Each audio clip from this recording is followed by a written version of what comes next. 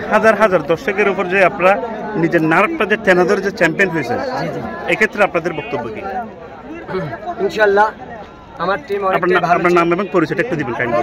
আমার নাম মোহাম্মদ শাহ আলম শেখ, আমার গ্রাম নতুন মানিকনগর, আমার বাবার নাম আবুল কালাম শেখ। আমাদের ইউনিয়ন কৈতলা ইউনিয়নের আমার বাসা ভেড়া উপজেলায়। না, আপনি টিমের কোন পোস্টে আছেন সেই পোস্টটা একটু আর কি? জি, মানে আপনি আমি একজন টিম অফিশিয়াল, রাকিব একাদশ ভেড়া পাবনার টিম অফিশিয়াল। আমি যে যে দর্শকদের কারণে এই খেলাটা তো জমজমাট হয়েছে, এই দর্শকদের উদ্দেশ্যে আপনি যদি কিছু বলেন।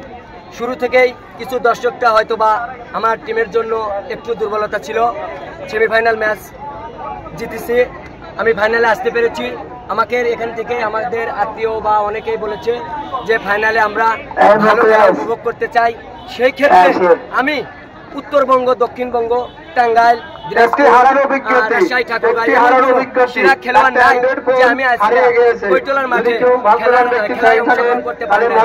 তাদেরকে নিয়ে খেলায় অংশগ্রহণ করতে পেরেছি, আমি চ্যাম্পিয়ন হতে পেরেছি।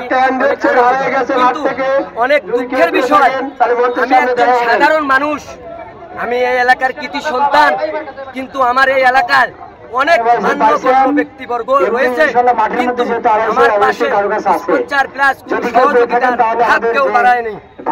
এতদূর পর্যন্ত আসতে পেরেছি সকল ফুটবল খেলোয়াড়ের ভালোবাসা।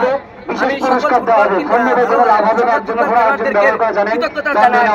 আজ আমি অনেক নিজের মাঠে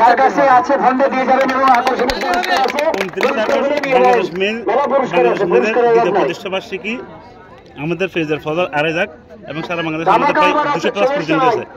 বাংলাদেশ মেয়েদের দ্বিতীয় প্রতিষ্ঠাবার্ষিকীতে আপনি পাবনার পক্ষ থেকে একটা শুভেচ্ছা বার্তা। যে আমি আশাবাদী যে আমার এই টুর্নামেন্ট, মানে আমার রাকিব একাদশ ভেড়া পাবনা, আমি উত্তরবঙ্গে দক্ষিণ অঞ্চলে বিভিন্ন জায়গায় বড় বড় গোল্ডেন টুর্নামেন্ট নিয়ে থাকি, ঠিক আছে। কিন্তু আমি আশাবাদী আমার ভেড়া উপজেলার হত্যাকর্তা বা নেতাবর্গ যে